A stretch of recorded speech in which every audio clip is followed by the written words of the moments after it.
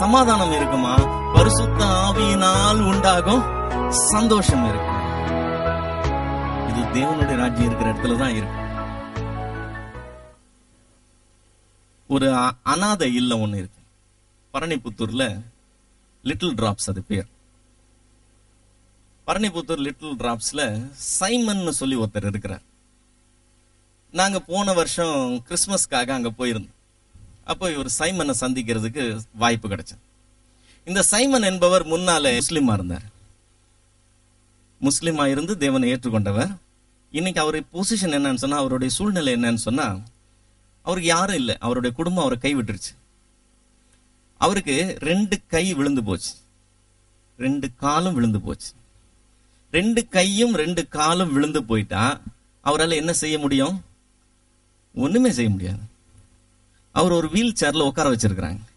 அந்த வீல் சேர்ல இருந்து அவருடைய உடல் லைட்டா கீழே போச்சுன்னு வச்சுக்கோங்க, அவரால் எம்பி மேல வர முடியாது. குரல் கொடுக்கிறாரு, யாராவது வந்து அவருக்கு கை கீழே ஒரு சப்போர்ட் கொடுத்து அவரை நிமித்தி உட்கார வைக்கணும்.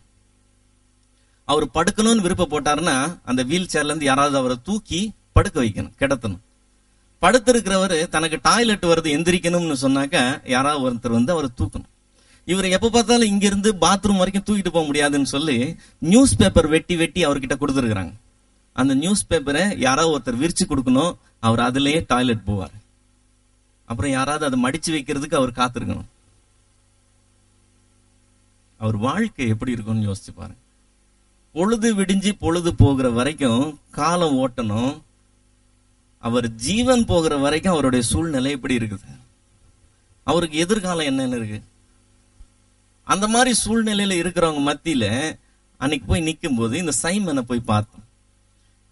என்ன சொல்றதுன்னு எனக்கே தெரியல. ஆனா அந்த மனுஷன் பயங்கர உற்சாகமா இருந்தார். ஐயா, ஒரு பாட்டு பாடலாமான்னு கேட்டேன். பாடுங்க பிரதர்னு சொன்னேன். சந்தோஷம் பொங்குதே, சந்தோஷம் பொங்குதேன்னு ஃபுல்லா பாடினார். எனக்கு கூட ஸ்டான்ஸா சில இடத்துல அடுத்த ஸ்டான்ஸா என்னன்னு நான் கொஞ்சம் யோசிக்கிறேன். அவரு சட்டுன்னு எடுக்கிறாரு. அடுத்த ஸ்டான்ஸா ஃபுல் பாட்டு பாடிட்டார். பாடி முடிச்ச உடனே நான் ஒரு சங்கீதம் சொல்லட்டுமா ஐயான்னு கேட்டார். சொல்லுங்க பிரதர். 91ஆம் சங்கீதம் சொல்ல போறேன். சொல்லுங்க பிரதர். உன்னதமானவர் இதே ஸ்பீட்ல கடைசி வரைக்கும் கொண்டு போய் முடிச்சார். சண்டே கிளாஸ் பிள்ளைங்க கூட அப்படி சொல்லி நான் பார்க்கல. இன்னொரு பாட்டு பாடுவோமான்னு, இன்னொரு பாட்டு பாடுங்க, அதையும் அதே மாதிரி பாடி முடிச்சார். எல்லாம் முடிச்சுட்டு கடைசியா ஒரு கூட்டமா நடத்தணும். எல்லாரும் வந்து அந்த கூட்டத்துல கலந்துக்கிட்டாங்க. அந்த கூட்டத்துல கலந்துக்கும் போது இவர் வீல் சேரை ஒருத்தனை தள்ளிக்கிட்டு வர வச்சாரு. தள்ளிக்கிட்டு வந்து பின்னாடி இல்ல, முன்னால அவர் வீல் சேர், அவர் தான் கொண்டாந்து முன்னாடி அங்க வந்து உட்காந்துக்கிட்டோம். எங்களை பாடவே விட மாட்டேங்கிறார்.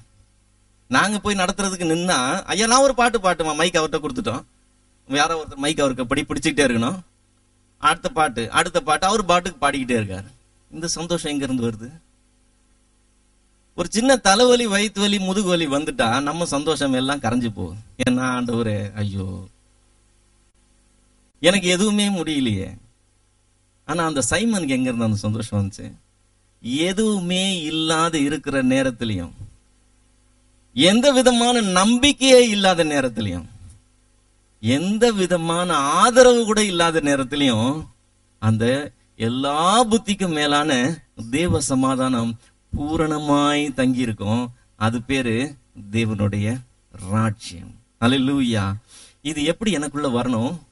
நான் அவரிடத்துல அன்பு கூர்ந்து அவருடைய கற்பனைகளை கை கொள்ளும் போது, நான் அதை செய்யும் போது அது எனக்குள்ள வருது.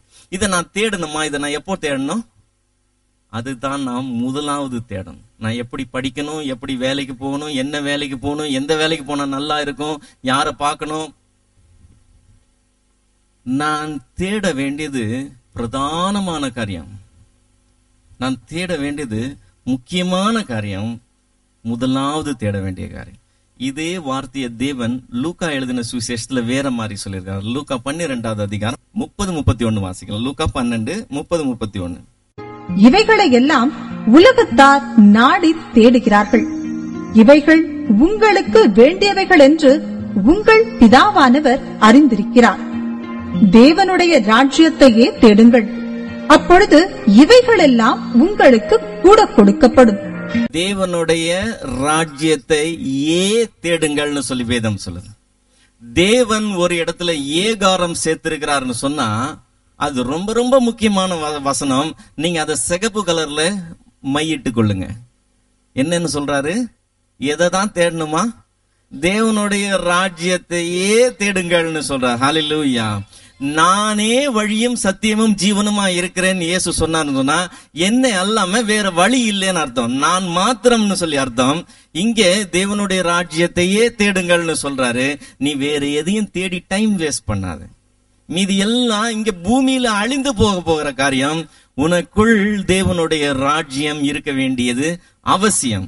உனக்கும் உலகத்தானுக்கும் பெரிய வித்தியாசம் என்னன்னு சொன்னா, அந்த சர்வ வல்லமை உள்ள தேவன் உன் மத்தியில வாசம் பண்ணணும், நம்முடைய வீட்டுல வாசம் பண்ணணும். அந்த சைமனுக்கு அந்த சந்தோஷம் இருக்குன்னு சொன்னா உங்களுக்கும் எனக்கும் எவ்வளவு அதிகமா இருக்கணும்னு யோசிச்சு பாருங்க. அந்த சந்தோஷம், அந்த நிறைவு உள்ளவர்களா நாம் இந்த பூமிக்குள்ள போனோம்னு சொன்னா எனக்கு கூட அது வேணும்னு சொல்லி உலகம் கேட்கும்.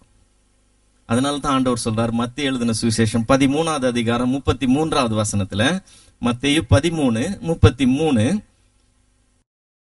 வேறொரு உவமையை அவர்களுக்கு சொன்னார். பரலோக ராஜ்யம் புளித்த மாவுக்கு ஒப்பாயிருக்கிறது. அதை ஒரு ஸ்திரீ எடுத்து முழுவதும் புளிக்கும் வரைக்கும் 3 படி மாவிலே அடக்கி வைத்தாள் என்றார். புளித்த மாவை 3 படி மாவோட வச்சா கூட அந்த 3 படி மாவு அந்த புளித்த மாவு என்ன பண்ணிரும்? கெட்டு போயிடாது சிஸ்டர், புளிக்க வைக்கும். பாலை தயிர் ஆக்கணும்னா என்ன பண்றோம்? 1 படி பாலா இருந்தாலும் ஒரே 1 ஸ்பூன் தயிர் போட்டோம்னா போதும், அடுத்த நாள் காலையில அது ஃபுல்லா தயிர் ஆயிரும். உன்னுடைய கிறிஸ்தவம் தொற்று நோயாய் இல்லைன்னு சொன்னா உன்னுடைய கிறிஸ்தவம் நோய் கொண்டு ஒடுங்கி போன கிறிஸ்தவம். உனக்குள் தேவனுடைய ராஜ்யம் இருந்தா, உனக்குள் அந்த நீதியும் சந்தோஷமும் சமாதானமும் இருந்தா, உலகத்துல உன் கூட வேலை செய்கிறவங்க, உன்னோட பஸ்ல வரவங்க எனக்கு கூட அது கிடைக்காது கேட்பாங்க. இவங்க மட்டும் எப்படி அப்படி இருக்கிறாங்கன்னு கேட்பாங்க. ஆனா நாம் எல்லா வகையிலும் அவங்கள போலவே இருக்கிறோம். பொய் சொல்ல வேண்டிய நேரத்துல அவங்கள போலவே பொய் சொல்றோம், ஏமாத்த வேண்டிய நேரத்துல அவங்கள போலவே ஏமாத்துறோம். என்ன ஒண்ணு, அவங்க வேற கோயிலுக்கு போறாங்க, நம்ம ஒரு சபைக்கு வர்றோம், இவ்வளவுதான் வித்தியாசம்னு சொன்னா அவங்களுக்குள்ள இது தொற்று நோய் போல பரவாது. நம்முடைய கிறிஸ்தவம் அவர்களை பற்றி பிடிக்க வேண்டும். நம்முடைய கிறிஸ்தவம் நம்முடைய உறவினர்களை பற்றி பிடிக்கணும். நம்ம தெருவில் இருக்கிறவங்களை பற்றி பிடிக்கும். உங்க பக்கத்து வீட்டுக்காரர் அது பாதிக்கணும். நமக்குள் தேவனுடைய ராஜ்யம் இருந்தா நிச்சயமா அந்த பெரிய பாதிப்பு நம்மை சுற்றி ஏற்படுகிறதை நாம் பார்க்க முடியும். யோசிச்சு பார்ப்போம். எனக்குள் அந்த தேவனுடைய ராஜ்யம் இல்லைன்னு சொன்னான், எனக்குள் அந்த தேவனுடைய பிரசன்னத்தை நான் உணர முடியலன்னு சொன்னா, அந்த சந்தோஷம், அந்த சமாதானம், அந்த நீதி என்னிடத்துல இல்லைன்னு சொன்னா நான் செய்கிற எல்லாம் வீண். நான் நிறைய பைபிள் வாசிக்கலாம், நான் நிறைய பிரசங்கம் பண்ணலாம், நான் நிறைய ஊழியம் செய்யலாம், நான் நிறைய ஊழியத்துக்கு கொடுக்கலாம், ஆனா உண்மையிலேயே எனக்குள் அந்த சந்தோஷம் இல்லை. நெகேமியா சொல்லும்போது சொல்லுகிறான், கர்த்தருக்குள் சந்தோஷமா இருப்பது உங்களுடைய பெலன், முகத்தில் சந்தோஷமா இருப்பதில்லை, இங்க. ஹல்லேலூயா. அந்த சந்தோஷம் இங்க இருக்கிறோம்.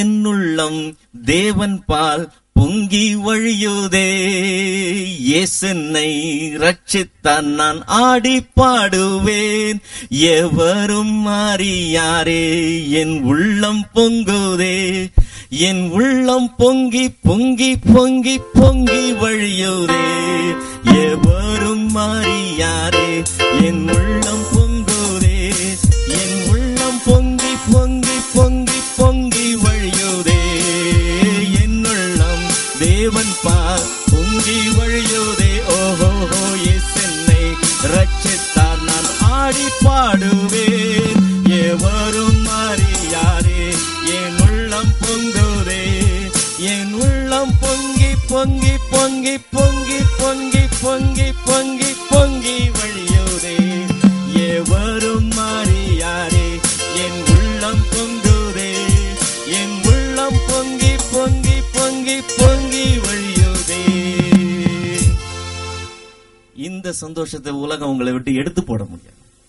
இந்த சந்தோஷத்தை உங்களுடைய சூழ்நிலை உங்களை விட்டு எடுத்து போட முடியாது. இந்த சந்தோஷத்தையும் இந்த சமாதானத்தையும் உடையவர்களாய் நீங்களும் நானும் இந்த சபிக்கப்பட்ட பூமியிலே வாழ்ந்து காட்டணும்னு சொல்லி தேவன் விரும்புகிறார். ஹல்லேலூயா. அவர் வாசல் அருகே நின்று கதவை தட்டுகிறார். உள்ள வரணும்னு அவர் விரும்புகிறார். அவர் உள்ள வரணும்னு உனக்கு விருப்பமா? யோசிச்சு பார்ப்போம். அவர் உள்ள வந்து என்னோட தங்க முடியாதபடிக்கு நான் எதை பிடிச்சு வச்சிருக்கிறேன்? என் வீட்டுல என்ன குறை ஆண்டவருக்கு பிரியம் இல்லாத நான் வச்சிருக்கிறேன்? என் உள்ளத்துல தேவனுக்கு பிரியம் இல்லாது என்ன இருக்கு? இந்த சந்தோஷம் ஒண்ணு உண்டுன்னு சொன்னா அது எனக்கு வேணும்னு சொல்லுவோம். இன்னைக்கு தேவனுடைய ராஜ்யம் இல்லாதவர்களாய் நாம் இருப்போம் சொன்னா அந்த ராஜ்யம் பெற்றுக்கொண்டவர்களாய் நாம் திரும்பி போவோம்.